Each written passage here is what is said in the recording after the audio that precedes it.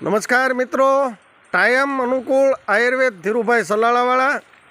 અત્યારે હું ઉના તાલુકાનું ધોકડવા ગામ છે,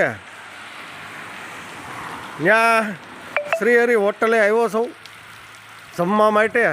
જમવાનું શુદ્ધ અને સરસ જમવું હોય, આપણે ઘેરે જમવી એવું જ મસ્ત બનાવે છે જમવાનું.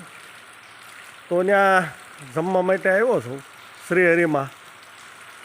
તો શ્રી હરિ હોટલ આવી ધોકડવાની અંદર, અને ખાંભા રોડે 12 વાગે નીકળી જાઓ ધોકડામાંથી, એટલે જમણા હાથ ઉપર આવે છે શ્રી હરિ હોટલ.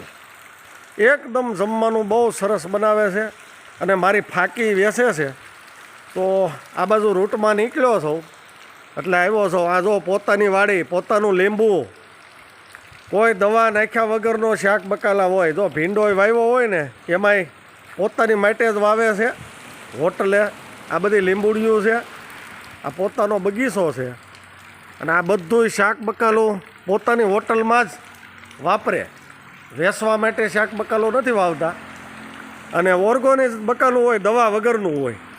એટલું ખાવાની મજા આવે, જમવાની બહુ સરસ મજાની. રામ રામ લખુભાઈ, કેમ છે? મજામાં? શું હાલે છે? નવા વરાના રામ રામ. રામ રામ બાપુ. સીતારામ. કેમ છે? મજા છે ને? શું છે, ફાંકી પડી છે કે?